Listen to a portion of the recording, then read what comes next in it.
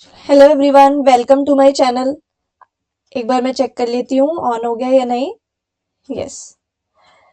चलो, आज के लेक्चर में हम पढ़ने वाले हैं स्टडी ऑफ अर्थ। हम अर्थ की स्टडी करेंगे। लास्ट लेक्चर में हमने अर्थ की लेयर को समझा था, ठीक है, जैसे कि हमारी कौन कौन सी लेयर थी। क्रस्ट को समझा था, एस्टिनोस्फेयर होता है उसके अंदर, ठीक है, जो कि हमारा लिक्विड फॉर्म में होता है, जैसे कि प्लेट्स मूव करती हैं, इंटरनल प्लेट्स होती हैं अर्थ के अंदर, तो वो मूव्स करती हैं।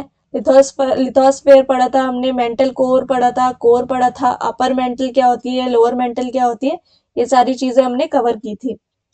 आज हम पढ़ने वाले हैं कि study of earth. Basically study of earth को क्या बोला जाता है? जियोलॉजी, ठीक है। जियो का मतलब ही क्या है? अर्थ से रिलेटेड है। ओके, चलो नेक्स्ट हम पढ़ते हैं जियोग्राफी। बेसिकली किसी ने सोचा इस जियोग्राफी का मतलब क्या होता है। ये जो जियोग्राफी हम पढ़ते हैं उसका मतलब क्या होता है? जियोग्राफी का मतलब होता है जो ह्यूमन होता है वो कैसे इंटरैक्ट करता है जो भी हमारे आसपास चीजें प्रेजेंट है, जैसे कि माउंटेन्स, रॉक्स, सॉइल, इन सारी चीजों से, एटमॉस्फेयर, इस तरह से इन सब की स्टडी को बोला जाता है जियोग्राफी। ओके, मैं एकदम सिंपल लैंग्वेज में बताने वाली हूँ, जैसे कि हम स्टूडेंट्स समझते हैं उसी लैंग्वेज में मैं बात करूंगी आपसे। उसी लैंग्वेज से पढ़ते हुए हम जाएंगे, और जिससे कि कोई भी डिफिकल्टी नहीं आती है, ठीक है। उसी जिस तरह से भाई एक स्टूडेंट पढ़ता है, अगर हम उसी तरह से पढ़ाएंगे तो स्टूडेंट को जल्दी समझ में आता है। और मैं अपनी वीडियोज में जो चार्ट्स है, इमेजेस है, इन सबको लेकर चलती हूँ, जिससे कि स्टूडेंट्स को और अच्छे से क्लियर हो जाता है। ओके, आज हम पढ़ने वाले थोड़ी सी थ्योरी, ज्यादा नहीं, थ्योरी। एंड फिर उसके बाद हम देखेंगे एनटीपीसी के और ग्रुप डी के क्वेश्चंस जो भी इंपॉर्टेंट आए हुए हैं। बेसिकली जिसमें भी आपका ज्योग्राफी आती है, ठीक है, वो इस सबके लिए इम्पोर्टेंट है ये लेक्चर, ठीक है, यहाँ से आप कवर कर सकते हो। वैसे बेसिकली मैं railway, NTPC and group D को टारगेट करते हुए चल रही हूँ, बट ऐसा नहीं है कि इससे आपके सीजीएल, सीएचएसएल जैसे एग्जाम में भी प्री लेवल तक का पूरा होएगा, और बल्कि आरआरबी में भी डीप पूछी जाती है, क्योंकि इसमें जो जनरल नॉलेज है वो ज्यादा पूछी जाती है, उसके ज्यादा क्वेश्चन कवर करती है वो। जैसे कि सीबीटी 1 में 40 क्वेश्चन आते हैं, सीबीटी 2 में 50 क्वेश्चन आते हैं, तो आरआरबी में ज्यादा वेटेज होती है ज्योग्राफी की, एंड मतलब जो भी जीके एंड जीएस है उसकी, ठीक है। तो यहाँ पर कुछ भी ऐसा नहीं है जो इम्पोर्टेंट ना हो आपके एग्जाम परस्पेक्टिव से। तो जितने भी वन डे एग्जाम है उनके लिए ये इम्पोर्टेंट है, जो भी आने वाले 2025 में बैठने वाले हैं एग्जाम में, तो वो तो जरूर जरूर देखें, ठीक है। अब आपके एग्जाम स्टार्ट ही होने वाले हैं, जैसे ही इलेक्शंस हो जाएंगे तो अब सीरियस हो जाते हैं थोड़ा पढ़ाई को लेकर, ठीक है। And please like and share and subscribe कर दो मेरी वीडियोस को, जिससे मुझे मोटिवेशन मिले। ओके, चलो स्टार्ट करते हैं। ज्योग्राफी का मतलब मैंने बता दिया, यानी कि जो भी ह्यूमन है वो कैसे इंटरैक्ट करता है बेसिकली, ठीक है, कैसे हम इन्वॉल्व होते हैं, कैसे हमारी इंटरेक्शन होती है विद जो भी हमारे एटमॉस्फेयर, हमारे आसपास चीजें हैं उनके साथ में, ठीक है। Geography involves the interaction of Earth's surface with mountains, rocks, water bodies, and human activities. It helps in understanding landforms, climate pattern, and natural resources. ठीक है, मतलब ये मैंने सिर्फ वो पॉइंट्स इंक्लूड किए जो हमें समझने हैं। पूरी इसका एक बड़ा पैराग्राफ भी हो सकता था, बट वो सब उस इसके अंदर इंक्लूड करके या पूरी की पूरी बुक लेकर आना मेरे को वैसे नहीं पढ़ाना, और ना ही मेरे को वैसे पढ़ना, ना ही मेरे को ऐसे समझाना। मुझे जो इंपॉर्टेंट पॉइंट लगेगा जिससे स्टूडेंट को समझ में आएगा उस तरह से हम पढ़ेंगे। अगर इसमें मेरे को ज्योग्राफी की डेफिनेशन में सिर्फ इतना इंपॉर्टेंट लग रहा है कि इंटरैक्शन कैसे करता है किसके साथ, mountains, rocks, water bodies, human activities क्या होती है, उन वो बस इतना बताना है, तो मैं इतना ही लेकर आऊंगी, ठीक है। पूरी बुक वहां से यहाँ उठा के कोई फायदा नहीं है, जो इंपॉर्टेंट है मैं वो लेकर आ रही हूँ यहाँ पे। पूरी पीडीएफ भी उठा के मैं किसी की नहीं पढ़ा रही हूँ, मैं ये मेरा खुद का कंटेंट है, मैं अपना खुद देख रही हूँ। ओके, चलो डेफिनेशन क्या है geology. Geology is the study of the earth's physical structure, its history and processes the shape of it, ठीक है। क्या है बेसिकली जियोलॉजी? जियो का मतलब ही क्या होता है? अर्थ होता है, ठीक है। तो जो भी अर्थ के इंटीरियर चीजें हैं, जैसे कि उसका पूरा सरफेस, पूरा स्ट्रक्चर, पूरी फिजिकल स्ट्रक्चर, जैसे हमारा ह्यूमन बॉडी का स्ट्रक्चर होता है, ठीक है, फिजिकल स्ट्रक्चर होता है, तो ऐसे ही हमारी अर्थ का भी एक फिजिकल स्ट्रक्चर होगा कुछ, ठीक है, उसको हम स्टडी करने वाले हैं इसमें। तो उस स्टडी को बोला जाता है जियोलॉजी, ठीक है, study of earth called geology. बस इतना ध्यान रखना है और कुछ नहीं करना। ये ज्योग्राफी जस्ट समझने के लिए था कि ज्योग्राफी हम एग्जैक्टली पढ़ते क्यों हैं, चीजें क्या हैं, ठीक है। जियोलॉजी पूछा जाता है कि स्टडी ऑफ अर्थ को क्या बोला जाता है, यहाँ से एक सीधा सीधा क्वेश्चन बन जाता है। अब नेक्स्ट आ जाते हैं फादर ऑफ जियोलॉजी, ठीक है, सिंपल नाम याद रखो, जेम्स हटन, दैट्स इट, ठीक है, father of geology for his work and ये सब कुछ नहीं बढ़ना, ठीक है। अभी क्या है, today have shaped earth over time, ठीक है। अभी पढ़ेंगे हम शेप क्या होती है। अर्थ की शेप बेसिकली मैं बता देती हूँ, ना ही सर्कुलर होती है, ना ही ये कोई भी स्फेरिकल होती है, ऐसे कुछ नहीं होती है। बेसिकली इसकी शेप को जियोइड शेप कहा जाता है, okay, geoid shape, oblate shape बोलते हैं इसको, ठीक है। जियोइड शेप मैंने आपको लास्ट लेक्चर में भी बताया है अर्थ की शेप के बारे में, ठीक है, ऑब्लेट स्फेरॉइड बोलते हैं, ओके। चलो नेक्स्ट, एज ऑफ अर्थ, अर्थ की एज क्या है। अर्थ की एज है, सिंपल क्वेश्चन बनता है, सीरियसली बता रही हूँ, यहाँ से क्वेश्चन आपका हिट करेगा ही करेगा इस लेक्चर से। एस्टिमेटेड एज है, ठीक है, बेसिकली किसी को कंप्लीटली पूरा अच्छे से श्योर तो होते नहीं है, एस्टिमेटेड एज बोला जाता है। और जो कि एज ये कैसे पता लगाई जाती है, डेटिंग के थ्रू, ठीक है, कार्बन डेटिंग के थ्रू हम चीजों को पता लगाते हैं कि ये कितनी पुरानी है, ठीक है। अभी हम पढ़ेंगे, ये है 4.5 बिलियन ईयर्स पुरानी है, ठीक है, 4.54 बिलियन ईयर्स, ठीक है। डेटिंग टेक्निक होती है, कौन सी टेक्निक होती है, रेडियो एक्टिव डेटिंग टेक्निक्स होती है। कुछ याद नहीं रखना, सिर्फ इसमें से, इस पेज में से आपको जियोलॉजी याद रखना है, फादर ऑफ जियोलॉजी हटन याद रखना है, एज ऑफ अर्थ याद रखनी है, 4.5 बिलियन ईयर्स। चलो ठीक है, नेक्स्ट पढ़ते हैं, रेडियो एक्टिव डेटिंग मेथड्स पढ़ने हमको। बेसिकली कुछ नहीं है इसमें से भी, इसमें ये है कार्बन डेटिंग, कार्बन 14 क्या यूज किया जाता है, carbon 14 dating use to date organic materials up to 50,000 years old, जो भी 50,000 साल से पुरानी है, मतलब 50,000 साल पुरानी चीजें हैं, उनके लिए कार्बन 14 की डेटिंग को यूज किया जाता है, ठीक है। C14 ये आप याद रखेंगे, इंपॉर्टेंट है, ठीक है। कैसे हम पता लगा सकते हैं कोई चीज कैसे पुरानी है, तो ये एक तरह से मेथड्स होते हैं, ठीक है, डेटिंग मेथड्स होते हैं।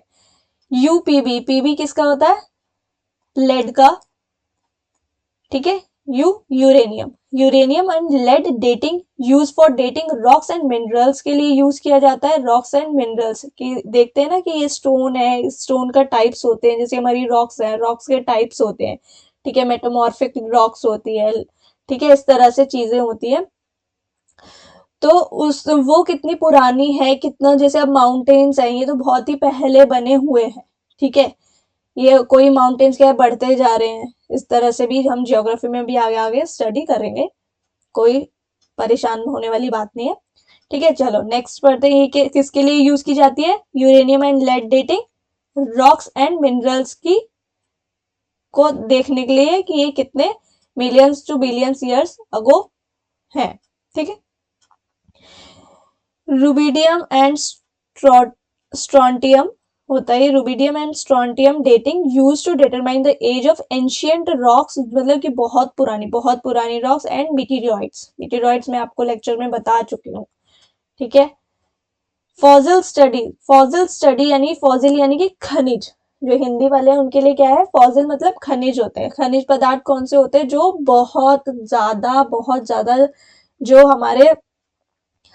हमारी लाइफ से भी बहुत पहले, जैसे कि अब जैसे बोला जाता है कि पूरा जो लाइफ है, जिसकी, जैसे हमारे पेड़ पौधे हैं, ये जब भी प्रलय आती है या फिर कोई भी बाढ़ वगैरह आती है, वहां पर क्या होता है, पेड़ वगैरह गिर जाते हैं, जितना भी चीजें होती है, सामान होता है, गिर जाता है, ठीक है। जैसे कि कोई फ्रूट्स हो गए, वेजिटेबल्स हो गई, ये सब सड़ के एकदम ही खत्म हो जाती है, एकदम दब जाती है, अंदर अंदर अंदर बहुत सारा खनिज बनाती है, फिर वो खनिज बनाती है, इनको बनने के लिए बहुत सारे ईयर्स चाहिए होते हैं, बहुत सारे सालों साल लग जाते हैं तब जाके कुछ फॉसिल निकलते हैं। तो ठीक है, पेलियोंटोलॉजी बोलते हैं फॉसिल की स्टडी को, study of fossils called palaeontology, the scientific study of fossils to understand past life forms and earth history. ठीक है, past life forms palaeontology basically बोला जाता है। चलो नेक्स्ट पर आ जाते हैं, source of earth information. Earth की हमें इंफॉर्मेशन कैसे मिलती है, उसके क्या क्या सोर्स हो सकते हैं। ठीक है, इसको हम पढ़ेंगे कि साइंटिस्ट जो है study earth interior using direct and indirect sources. ठीक है, अब साइंटिस्ट है उनको अर्थ की स्टडी करनी है तो वो कुछ ना कुछ सोर्स तो देखेंगे ना कि किससे हम अर्थ की स्टडी कर सकते हैं। अब जैसे वोल्केनो है, वोल्केनो क्या है, एक वोल्केनो क्या है, एक अंदर से आपका कुछ पार्ट आ रहा है, मतलब कि कुछ मैग्मा बन के बाहर लावा बनता है, उससे फिर अर्थ की क्रस्ट बनती है। तो उस तरह से माइनिंग होती है, कहीं पर माइनिंग होती है। ठीक है, माइनिंग यानी कि जहाँ से आपका ये फ्यूल वगैरह ये सब निकाला जाता है, बहुत सारे चीजें माइनिंग करके गोल्ड वगैरह निकलता है। ठीक है, तो वो सारी चीजें सोर्स हो गया आपका अर्थ को स्टडी करने का, यानी कि उसके अंदर की फिजिकल स्ट्रक्चर पे ही तो हम वर्क कर रहे हैं। अगर हम वोल्केनो को देख रहे हैं तो वो अंदर से ही तो बाहर आ रहा है। तो ठीक है, तो इसलिए ये एक तरह से हमारे लिए सोर्सेज हैं। हम डीप ओशियंस ड्रिलिंग होती है, ठीक है, कलेक्ट करते हैं हम sample from the ocean floor to study the earth structure beneath the sea bed. ठीक है, हम क्या करते हैं, अर्थ के स्ट्रक्चर को स्टडी करते हैं। ठीक है, तो ओशियन से, माइनिंग करने से और वॉल्केनो से। ठीक है, ये इतना सिर्फ आपको पढ़ने के लिए और अंडरस्टैंड करने के लिए है सिर्फ। ठीक है, चलो पढ़ लेते हैं एक बार। Volcanoes bring up molten rocks magma from deep inside earth revealing information about earth's composition। की अर्थ मतलब यहाँ की अर्थ जो है, यहाँ का क्रस्ट जो है वो कितना पुराना है, यहाँ पे पहले वोल्केनो रहा होगा तो वहां से इसकी मतलब काफी ज्यादा लावा, जैसे अभी उसके पास से मैं बताती हूँ, जैसे वोल्केनो है।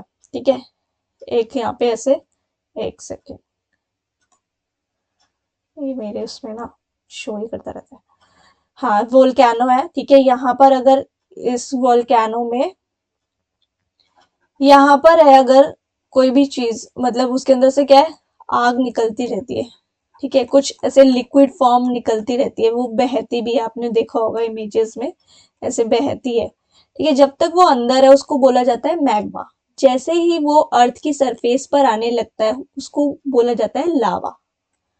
ठीक है, वही लावा बाद में जाके आपकी अर्थ क्रस्ट पर रह जाता है और नई रॉक्स को क्रिएट करता है। ठीक है, तो लावा से ही आपकी न्यू न्यू रॉक्स बनती है। Next, mining extracts minerals and rocks from earth's crust helping study different layers. ठीक है, अब डिफरेंट डिफरेंट लेयर्स है, जो अर्थ की लेयर्स हमने पढ़ी थी तो उसको स्टडी करने में हेल्प करती है, क्या, माइनिंग वहां पर हेल्प करेगी।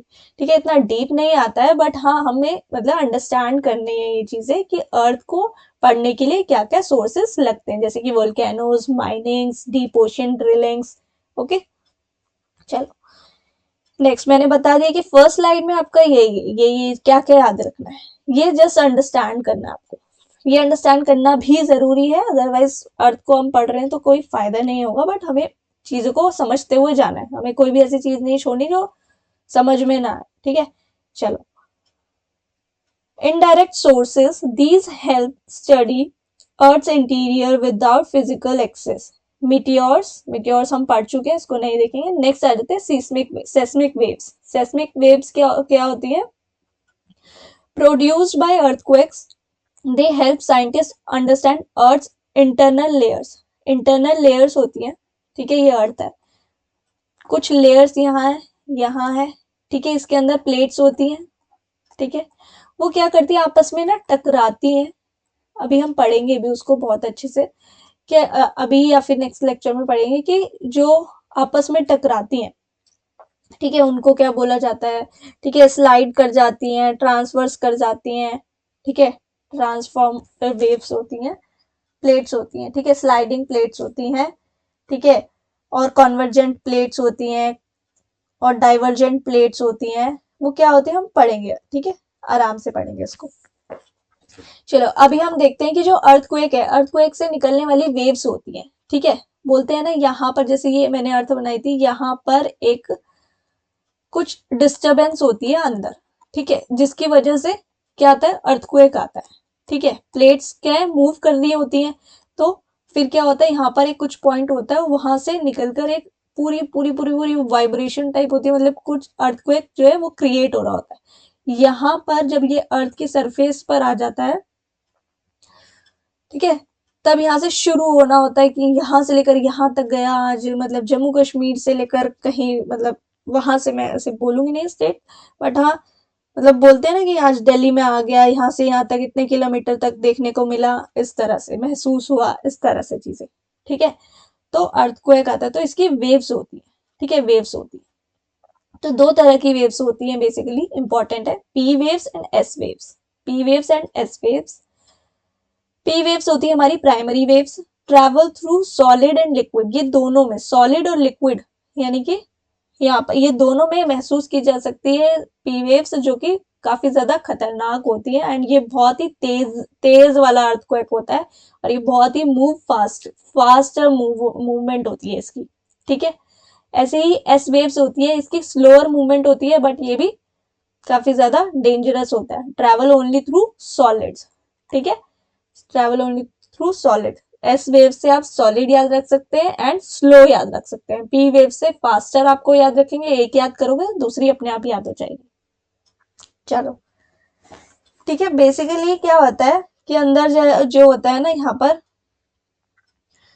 एक पॉइंट होता है, ठीक है, पॉइंट होता है, उसको बोलते हैं यहाँ पर, ये वाली लाइन को फॉल्ट लाइन बोलते हैं, जहां पर डिस्टर्बेंस हुई है ना, यहाँ पर उसे बोलेंगे फॉल्ट लाइन, ठीक है। और जो यहाँ पर बीच में यहाँ पर कुछ बनता है, मतलब यहाँ पर सबसे ज्यादा फोकस रहता है, तो उसको बोलेंगे हाइपोसेंटर, ठीक है। और जो जहां पर ये अर्थ के सरफेस पर पहुंच जाती है एकदम ही ऊपर, यहाँ से स्टार्ट हो जाता है, हमें एकदम ही महसूस होना कि यहाँ से स्टार्ट हुआ है करके, तो उसे बोलेंगे एपिसेंटर, ठीक है। डिस्ट्रक्शन मैक्सिमम होता है यहाँ पर, ठीक है। चलो, अर्थक्वेक समझ में आया, अर्थक्वेक की वेव समझ में आ गई, इंपॉर्टेंट है, इनको ध्यान में रखना है। चलो नेक्स्ट हम थोड़ा सा मैं समराइज कर देती हूँ कि अभी तक हमने क्या क्या चीजें पढ़ी है, ठीक है, बेसिकली ज्यादा नहीं है। जियोलॉजी, अर्थ की इंटीरियर की स्टडी को करने के लिए बोला जाता है geology. Father of geology James Hutton. Age of earth कैसे पता करते हैं हम, कार्बन डेटिंग, यूरेनियम और लेड डेटिंग, रुबिडियम है, एंड ये स्ट्रेटनाइम था, क्या था ये, एक second, rubidium and strontium dating, okay. तो बेसिकली हमें कार्बन डेटिंग ज्यादा याद रखनी होती है, इतना डीप नहीं पूछेगा, बट ये पूछता है कि सोर्सेस क्या रहते हैं डेटिंग के, तो कार्बन डेटिंग काफी ज्यादा हम उसको लेते हैं, चीजों को, पुरानी चीजें को देखने के लिए कि वो कितनी पुरानी है, ठीक है। रॉक्स एंड मिनरल्स के लिए ये यूरेनियम एंड लेड होता है यूज।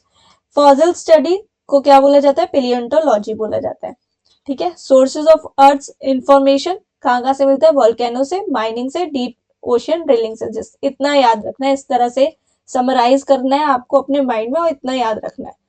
इनडायरेक्ट सोर्सेज क्या होते हैं, मिटियोर्स होते हैं एंड सिस्मिक वेव्स होते हैं, इनडायरेक्ट सोर्सेज हो गए, एंड ये डायरेक्ट सोर्सेज हो गए। डायरेक्ट सोर्सेज जो हमें दिख रहे हैं, ठीक है, जिन चीजों पर हम वर्क कर पा रहे हैं, ये क्या है, एकदम ही इंटरनल चीजें, ये एकदम आउटर है, ये एकदम इंटरनल है, ठीक है। Geography, interaction with mountains, rocks, oceans, इस तरह से ह्यूमन का इंटरेक्शन क्या होता है, उसको बोलेंगे जियोग्राफी। दैट्स इट, इतना पढ़ा अभी तक हमने, और अर्थक्वेक वगैरह थोड़ा सा पढ़ा है, ठीक है। चलो अभी यहाँ पर है, शेप ऑफ अर्थ क्या होती है, मैंने बता दिया है इसको, ऑब्लेट, स्फेरॉइड या फिर जियोइड बोलते हैं, flatten at poles and bulged at equator. देखो कुछ इस तरह से हमारी है, ठीक है, मतलब अच्छे से नहीं बना, बट यहाँ पर क्या है, कम डिस्टेंस है, पोल्स होता है, ये हमारा पोल होता है, नॉर्थ पोल, साउथ पोल, ये हमारा क्या होता है, इक्वेटर। मैंने इमेज लगाई है क्या, ये हमारा इक्वेटर है, this is the north pole, this is the south pole. ठीक है, दिख रहा है। इक्वेटर कहाँ है? जस्ट एकदम जब इक्वल पार्ट्स में ये डिवाइड कर दे, यानी कि यहीं पर हमारा क्या है? इक्वेटर। यहीं पर हमारा 0 डिग्री बनता है। ओके, ऊपर वाले को हम क्या बोलेंगे? नॉर्दर्न हेमिस्फेयर, और नीचे वाले को हम क्या बोलेंगे? Southern hemisphere. ओके, चलो वापस आ जाओ, अभी धीरे धीरे इसको और समझने वाले हैं। चलो ये हो गया था। ठीक है, हमारी कैसी शेप है? इस तरह से जियोइड शेप है, ऊपर से थोड़ी सी क्या है? फ्लैटेंड है, पोल्स की तरफ से फ्लैटेंड है, यहाँ से क्या है? थोड़ी बल्ज्ड है, बल्ज, जैसे कि हम अपने चलो कुछ नहीं, इसको ही देखते हैं। ठीक है, रीजन क्या है इसका? सेंट्रीफ्यूगल फोर्स लगता है। यहाँ पर कौन सा फोर्स लग रहा है? सेंट्रीफ्यूगल फोर्स लगता है। ठीक है, चलो नेक्स्ट, अर्थ टिल्टेड। अर्थ, अब हम थोड़ा सा देख लेते हैं, ये इंपॉर्टेंट क्वेश्चंस आ गए, यहाँ पर अपना सारा फोकस यहीं पर बना के रखना। ठीक है, वरना चीजें इधर उधर हो जाती है, तो समझ में नहीं आता। अर्थ जो है, अब एक होता है एक्सिस। ठीक है, अर्थ अपने जब एक्सिस पर रोटेट करती है, इट मीन्स वो अपने इस तरह, ये है इसका खुद का एक्सिस। ओके, और ये रिवॉल्व करती है एक ऑर्बिट पर। ठीक है, सन के अराउंड क्या करती है? ये रिवॉल्व करती है। ठीक है, ये क्या है? सन है। मतलब मेरी ड्राइंग पर मत जाओ, मैं आपको दिखा देती हूँ। हाँ, ये अर्थ है, ये अपने एक्सिस पर टिल्टेड है। टिल्टेड यानी कि थोड़ी सी झुकी हुई है। ठीक है, एंड ये ऑर्बिट है ये इसका। ठीक है, अर्थ ऑर्बिट, जिसमें ये इसको पूरे रिवॉल्व करने के लिए 1 ईयर लगाती है, यानी कि 365 डेज। ठीक है, अभी हम देखेंगे इसमें कि प्रॉपर पूरा टाइमिंग क्या रहता है। ठीक है, एग्जैक्टली ये लगाती है आपका 365 डेज 6 आवर्स 9 मिनट 9 सेकेंड्स। ठीक है, इतना लगाती है, तभी आता है ना बीच में लीप ईयर। ठीक है, ये इसी इसी वजह से आता है, जो इसका एग्जैक्ट 365 डेज ना होने की वजह से। ओके, चलो समझ में आ रहा है? समझ में आ रहा है तो थोड़ा लाइक वगैरह कर दो, और सब्सक्राइब कर दो, एंड शेयर भी कर दो। चलो, देख रहे हो आप यहाँ पे, इस वीडियो में आपको कोई ऐड देखने को नहीं मिलेगी, इस वीडियो में आपको कोई भी फालतू की बातें देखने को नहीं मिलेगी, डायरेक्ट मैं पढ़ा रही हूँ। ठीक है, लो स्टूडेंट्स को क्या है, बीच में ना बहुत ही मोटिवेशनल बातें सुनने का क्या हो गया आजकल, आदत हो गई है, तो इसलिए ये वाली ऐसी वीडियोस उनको ज्यादा पसंद नहीं आ रही। बट जो सीरियस स्टूडेंट्स है, उनको समझ में आ रहा होगा कि सिर्फ हमारे लिए कंटेंट इंपॉर्टेंट है, और हमारा पढ़ना जल्दी जल्दी इंपॉर्टेंट है, क्योंकि पेपर आने ही वाला है। ठीक है, ये एनटीपीसी हो गया या फिर कोई भी एग्जाम है, वो क्या है, अब अप्रैल या फिर मार्च से स्टार्ट होने वाले हैं। ठीक है, आरपीएफ का भी शायद आने ही वाला है। ओके, उसका मुझे पता नहीं है, बट यस, उसके लिए भी इंपॉर्टेंट है। क्या उसमें ये नहीं पूछेगा? पूछेगा, डेफिनेटली पूछेगा। ठीक है, वो उनके में भी आती है जीके। चलो, ये सन है, ये इसका ऑर्बिट है। ठीक है, ये अपने एक्सिस पर 23, कितना? 23.5 डिग्री टिल्टेड रहती है, एंड अपने ऑर्बिट पर ये 66.5 डिग्री टिल्टेड रहती है। ठीक है, ये इसका नॉर्दर्न हेमिस्फीयर है, नॉर्थ में है, सबको इतना तो पता ही होगा, ये नॉर्थ है। ठीक है, ये साउथ है, ये ईस्ट है, एंड ये वेस्ट है। मैं लिख नहीं रही हूँ क्योंकि इसमें पता नहीं चलता नहीं है पेन, मैं हर वीडियो में ये बोलने लग गई हूँ। ये नॉर्थ है, ये साउथ है, ये ईस्ट एंड ये वेस्ट है, तो इसलिए ये इसका अपर पार्ट क्या है? नॉर्थर्न पार्ट है, नॉर्दर्न हेमिस्फीयर, एंड नीचे वाला साउदर्न हेमिस्फीयर। चलो इसको समझ लेते हैं। एक्सिस जो है, अर्थ टिल्टेड है अपने एक्सिस पर 23.5 बोला है मैंने, 23.5, ऑर्बिट पर 66.5। कंफ्यूज हो गए तो समझ लो, एक्सिस है अपने उस पर ही घूमती है, तो कम वाली डिजिट वाला हो जाएगा, एंड ऑर्बिट है, ऑर्बिट यानी कि इतना बड़ा चक्कर लगाना होता है, तो उसके लिए 66.5 डिग्री। थोड़ा यही याद रखने के लिए है, सिर्फ मैं थोड़ी ट्रिक बता रही हूँ कैसे याद रखेंगे, मैं तो ऐसे ही याद रखती हूँ। ठीक है, चलो नेक्स्ट क्या है? Earth rotation. अर्थ की रोटेशन क्या है, देख रहे हो? बुक में इतना सारा ऐसे ऐसे भर भर के लिखा रहता है, मैं टू द पॉइंट चीजें लेकर आ रही हूँ जो हमारे लिए इंपॉर्टेंट है, और ज्यादा हॉच पॉच ना हो। ओके, अर्थ रोटेशन क्या है? Direction west to east. मैंने बताया था जब मैं प्लैनेट्स पढ़ा रही थी कि सारे प्लैनेट्स जो होते हैं वो वेस्ट टू ईस्ट ही रोटेट करते हैं, एक्सेप्ट आपको देखना है कि कौन से ऐसे प्लैनेट है जो इस तरह से रोटेट नहीं करता, जो क्लॉकवाइज रोटेट करता है, और एंटी क्लॉकवाइज ये सारे प्लैनेट्स करते हैं। वीनस है जो क्लॉकवाइज करता है, ठीक है। अदरवाइज सारे प्लैनेट्स जो है वो कैसे करते हैं, वेस्ट टू ईस्ट करते हैं, और जो वीनस है वो कैसे करता है, ईस्ट टू वेस्ट करता है, ठीक है, क्लॉकवाइज करता है वो। और यूरेनस भी है उसमें, ओके, यूरेनस भी आपका क्लॉकवाइज करता है। चलो, दो प्लैनेट ऐसे मिल गए जो आपके ईस्ट टू वेस्ट करते हैं, एंड बाकी सारे, हमारी अर्थ भी क्या है, एक तरह से प्लैनेट है, तो वो भी क्या है, वेस्ट टू ईस्ट करती है, क्या रोटेट। और रोटेशन एंड रिवॉल्यूशन मैंने आपको, रिवॉल्व करना मैंने लास्ट वीडियो में समझाया, अब नहीं समझाऊंगी, ठीक है। अपना वीडियो देखो और उसमें से सीखो सारी चीजें, एंड लाइक एंड शेयर जरूर करो। चलो, नेक्स्ट है अर्थ रोटेशन डायरेक्शन हमने पढ़ ली। टाइम कितना लगता है, 23 आवर्स, ये इंपॉर्टेंट है। हम जैसे अपने ही एक्सिस पर वो क्या करती है, रोटेट करती है, अपने एक्सिस पर क्या करती है, रोटेट करती है। बहुत ही गंदी लग रही थी क्योंकि मैं इस तरह से बना लेती हूँ। ये क्या है, एक्सिस है ये अर्थ का खुद का एक्सिस है, इस पर वो रोटेट करती है, ठीक है, इस तरह से। तो उसको पूरा 1 डे लगता है, 1 डे लगता है, उसी की वजह से डे एंड नाइट होता है, एक डे कंप्लीट होता है जब वो पूरा रोटेट कर लेती है, ठीक है। रिवॉल्व करना, जब वो ऑर्बिटल यानी कि सन के अराउंड रिवॉल्व करती है, वो होता है रिवॉल्यूशन। 23 आवर्स 56 मिनट 4 सेकेंड का कंप्लीट रोटेशन होता है, ठीक है। पूरा 24 आवर्स नहीं है, कोई 24 आवर्स टिक करके नहीं आएगा, 23 आवर्स 56 मिनट 4 सेकेंड इसको टाइम लगता है। स्पीड इसकी क्या है, मैक्सिमम रहती है इक्वेटर पर एंड मिनिमम रहती है पोल्स पर, ओके। इफेक्ट क्या है, कॉज डे एंड नाइट करती है, अभी हमने देखा 24 आवर्स में हमारा डे एंड नाइट होता है, ठीक है। पोल्स पर 6 मंथ्स डे एंड नाइट करती है, नॉट इम्पॉर्टेंट। बाकी ये टाइम इंपॉर्टेंट है, कॉज क्या है, डे एंड नाइट करना। एंड मैक्सिमम कहाँ पर होती है इसकी स्पीड, इक्वेटर पर, और मिनिमम कहाँ पर होती है, पोल्स पर, ओके। चलो, अर्थ रिवॉल्यूशन, अर्थ का रिवॉल्यूशन देखते हैं कि वो कैसे रिवॉल्व करती है। रिवॉल्व करने में अभी दिखाया था मैंने 1 ईयर लगता है, यानी 365 days 6 hours 9 minute 9 seconds. Orbit elliptical around sun, ठीक है, एलिप्टिकल अभी हमने ये वाली इमेज में देखा था, ठीक है। चलो, स्पीड क्या रहती है, हाँ, अर्थ की स्पीड इंपॉर्टेंट है, ये इंपॉर्टेंट है इसमें से, ठीक है।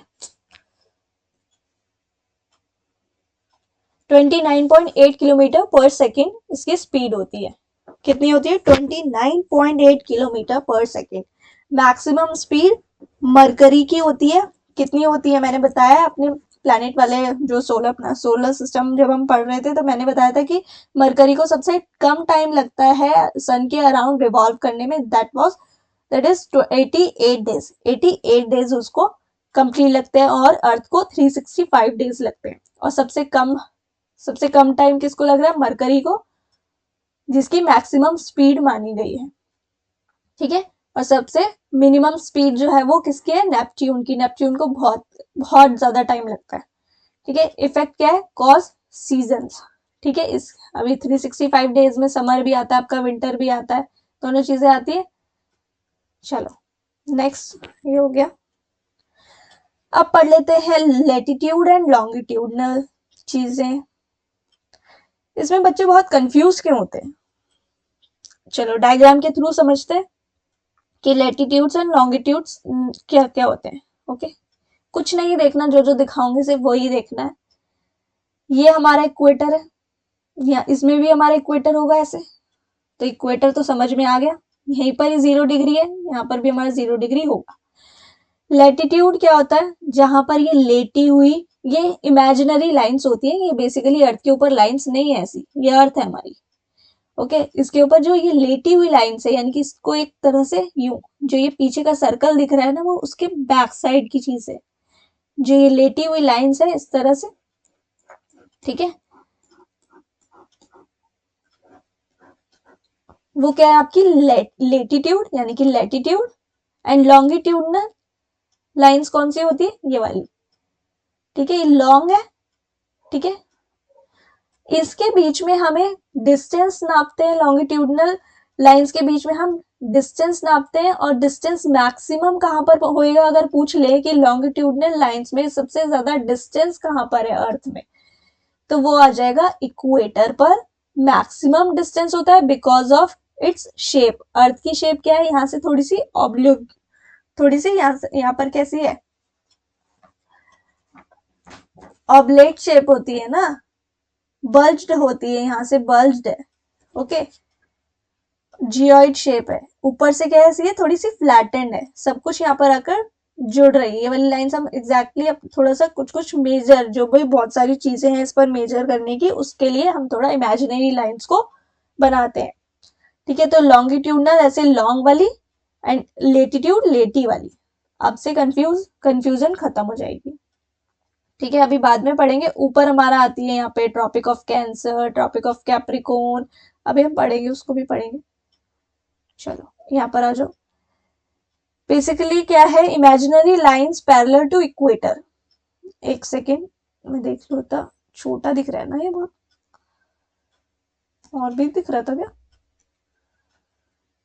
ठीक है चलो कोई बात नहीं। लेटीट्यूड क्या है, imaginary lines parallel to equator.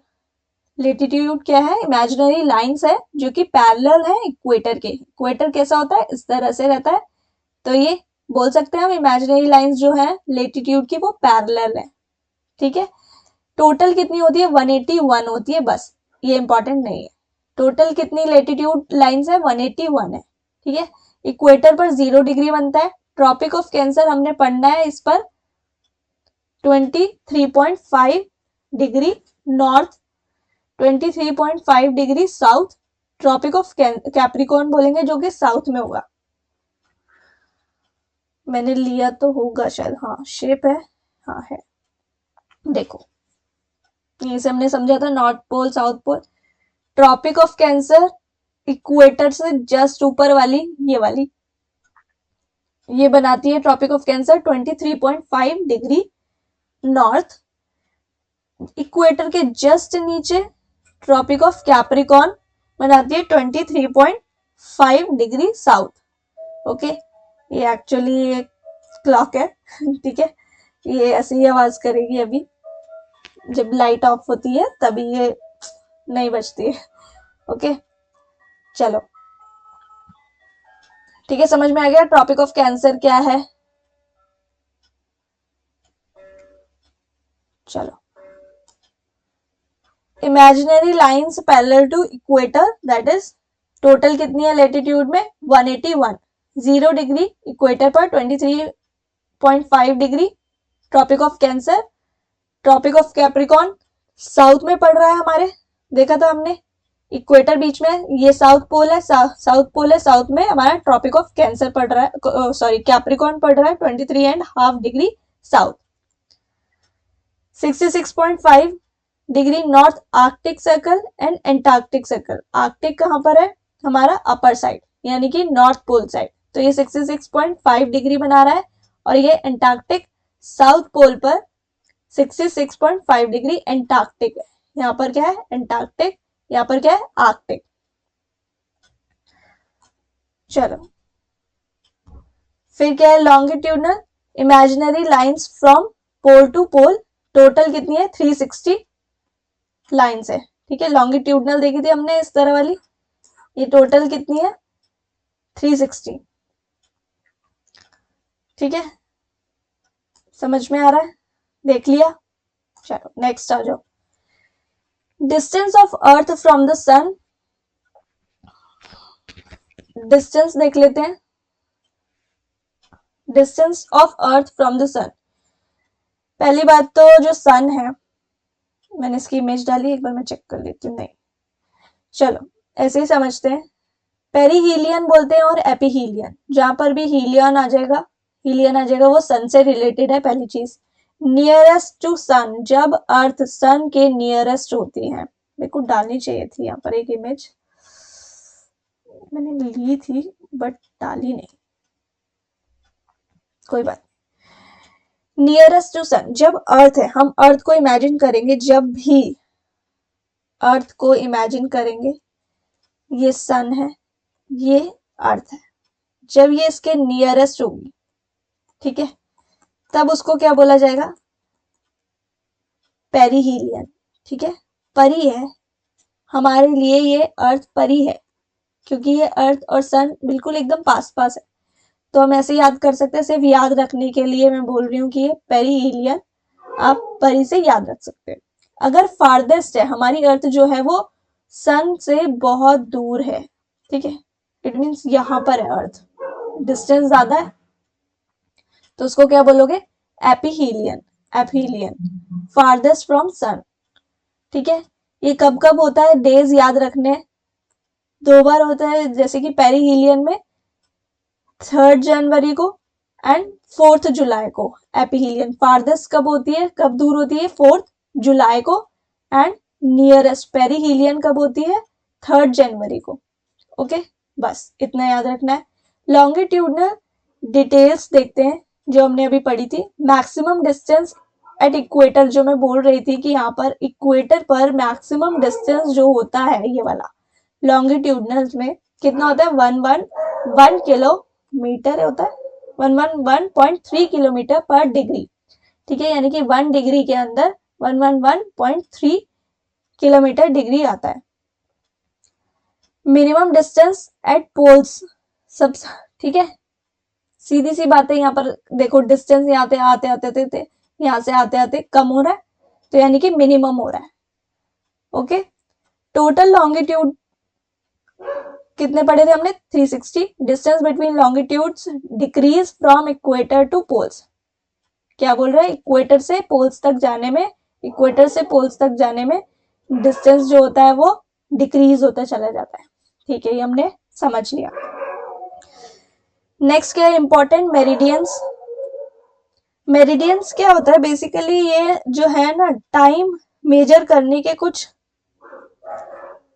चीजें हैं, ठीक है, जैसे कि प्राइम मेरिडियन 0 डिग्री लॉन्गिट्यूडनल पर, ग्रीनविच मीन टाइम होता है, एंड इंटरनेशनल डेट लाइन जो कि 180 डिग्री पर होता है, ठीक है, इसको अभी देखते हैं। नेक्स्ट क्या है, countries on prime meridian, prime meridian कौन सी है, एंड ग्रीनविच मेरिडियन कौन सी है। पहले तो प्राइम मेरिडियन में ये वाली कंट्रीज आती है, UK, France, Spain, Algeria, Mali, Burkina Faso and Togo, ठीक है। हमारे लिए इंपॉर्टेंट रहेगा ये इंडियन स्टैंडर्ड टाइम में, हमारा Indian standard time is ahead of GMT. GMT एक लाइन होती है, यानी कि ग्रीनविच मीन टाइम, जिसकी फुल फॉर्म होती है ये रही, ठीक है, बाय 5:30 आवर्स। हम क्या है, ग्रीनविच मीन टाइम जो है वो एक लाइन है, पूरा वर्ल्ड है ये, जैसे यहाँ पर क्या है, एक ग्रीनविच मीन टाइम, एक स्टैंडर्ड एक लाइन डाली हुई है, जो भी यहाँ से है, ठीक है, अगर हम इधर से इधर जाते हैं तो हम डे को गेन करेंगे, यानी कि एक दिन और जुड़ जाएगा हमारे, और अगर हम इधर से इधर मूव करेंगे, जैसे कि इधर अफ्रीका वगैरह आता है, इधर अमेरिका आता है, इधर हमारा आता है, यानी कि इंडिया आता है, तो ये जो ग्रीनविच टाइम है ना, इसके स्टैंडर्ड ऑफ टाइम से हमारा जो टाइम है वो 5:30 आवर्स आगे है, हम आगे चलते हैं। अमेरिका में होता है ना कि अभी उनकी सुबह हो रही होगी, अभी ये लेक्चर में रात को जैसे 12 बज रहे हैं, तो मैं रात को 12 बजने वाले जैसे, ठीक है, मैं रात को अभी वो कर रही हूँ, रिकॉर्ड कर रही हूँ, ठीक है, तो अमेरिका में अभी क्या है, 5.5 घंटे, मतलब एग्जैक्ट नहीं, मतलब वो हमसे पीछे चल रहे होंगे, और हम इस ग्रीनविच टाइम से, जीएमटी लाइन से हम एक स्टैंडर्ड टाइम फिक्स किया हुआ है, इससे हम 5.5 घंटे आगे चल रहे हैं। ओके, बस इतना है इसका मतलब। Concept of longitude in time calculation, earth जो है वो रोटेट करती है पूरा 360 डिग्री इन 24 आवर्स, ये हमको पता है, पूरे 24 घंटे में अर्थ जो है वो अपने एक्सिस पर रोटेट करती है पूरा 360 डिग्री। कोई भी सर्कुलर, कोई भी सर्कल चीज, कोई भी चीज जो है वो रोटेट करती है कंप्लीटली, वो 360 डिग्री होता है। कंप्लीट एंगल क्या होता है हमारा, 360 डिग्री। पर आवर में वो 15 डिग्री करती है, एंड 1 डिग्री करती है इन 4 मिनट्स, ठीक है। आप इसको डिवाइड कर सकते हो 360 से, आप 24 आवर्स को डिवाइड करोगे तो आपका 15 डिग्री आएगा पर आवर। और आप जब आप 60 मिनट्स को यानी कि 1 आवर को डिवाइड करोगे किससे, 15 डिग्री से, तब आपका निकल कर आएगा 1 degree in 4 minutes. Okay, Indian standard time, इसको जस्ट लर्न करो लर्न करो लर्न करो, that's it. Indian standard time क्या है, एक इंडियन स्टैंडर्ड टाइम है, उसकी भी लाइन जो है वो कौन से डिग्री पर है, 82.5 डिग्री ईस्ट। ठीक है, that's it. Time zones examples है, जैसे कि हमारा सिर्फ एक हमने टाइम जोन, एक इंडियन स्टैंडर्ड टाइम जो है वो सेट किया हुआ है, वो क्या है 82.5 डिग्री पर हमने सेट किया हुआ है। ओके, बट रशिया ने अपने उनके 11 टाइम जोन्स हैं, 11 टाइम जोन्स। ऐसे ही यूएसए के खुद के 11 टाइम जोन्स हैं, और चाइना ने भी हमारे जैसे 1 टाइम जोन ही एक स्टैंडर्ड टाइम जोन सेट किया हुआ है। ओके, अच्छा, जैसे हमारे सिर्फ इंडिया में अरुणाचल प्रदेश में सबसे पहले सन जो है वो राइज करता है। ओके, वहां से, और गुजरात में सबसे लास्ट में करता है। ठीक है, मतलब राइज करने में कुछ टाइम होता है, टाइम पीरियड होता है, वो होता है 2 आवर्स का। ओके, उसका शायद क्वेश्चन मैंने डाला होगा। ठीक है, अरे मैप था, मैं आपको दिखा देती इसमें, ये रहा, ये अफ्रीका यूरोप, इसको बिल्कुल ही ऐसे काटते हुए निकलती है। देखो, एंटार्क्टिका हमारे साउथ पोल पर है, आर्कटिक हमारे नॉर्थ पोल पर। ठीक है, अभी देख रहे थे ना हम वर्ल्ड का पूरा वो ग्लोब देख रहे थे, उसमें अब इजी रहेगा, एंटार्क्टिका 66.5 डिग्री आ रहा है कुछ याद। ठीक है, यहाँ का हमारा इंडिया, ये रहा। ठीक है, ये इंडिया का, यहाँ पर इंडिया ने अपने 82.5 डिग्री पर एक स्टैंडर्ड लाइन डाली हुई है टाइम जोन की। ठीक है, ऐसे ही ये क्या है, ये सबके लिए है। ठीक है, ये यहाँ वाले सब मानते हैं इसको ग्रीनविच मीडियन। ठीक है, मीन टाइम। चलो, इंटरनेशनल डेट लाइन क्या है, international date line ideal concept, west to east. हाँ, मैंने बताया था वेस्ट टू ईस्ट, अगर हम इधर से जाते हैं तो हम गेन करते हैं एक दिन, और ईस्ट टू वेस्ट जाएंगे तो हम लूज करेंगे एक दिन, हम पीछे हो जाएंगे। ओके, चलो, इक्विनॉक्सेस एंड सोलिस्टिस समझते हैं। इक्विनॉक्सेस एंड सोलिस्टिस, इक्विनॉक्स क्या होता है, इक्विनॉक्स में होता है कि डे एंड नाइट जो होता है ना वो इक्वल होता है। ठीक है, इक्वी से इक्वल समझ सकते हैं, याद कर सकते हैं, इक्वी से इक्वल याद कर सकते हैं ना हम, इजीली लर्न हो सकता है। ठीक है, चलो, वर्नल इक्विनॉक्स क्या कब आता है हमारा, मार्च 21 को, जब बिगिनिंग ऑफ स्प्रिंग होता है, बस इतना याद रख लो। ये northern hemisphere, autumn southern hemisphere, इतना याद नहीं होने वाला है, बट आप वर्नल इक्विनॉक्स कब आता है हमारा, 21 मार्च को। ठीक है, पूरे ईयर में ना 2 टाइम्स ऐसा होता है जब डे एंड नाइट ना इक्वल होते हैं, वो होता है 21 मार्च को एंड 23 दिसंबर को, सॉरी 23 सितंबर को। ओके, अब आ जाओ यहाँ पर कि विंटर सोलिस्टिस होता है एंड समर सोलिस्टिस होता है। सिर्फ जितना पढ़ा रही हूँ उतने पर ध्यान दोगे, इस पर ध्यान नहीं दो, जो बोल रही हूँ उस पर ध्यान दो।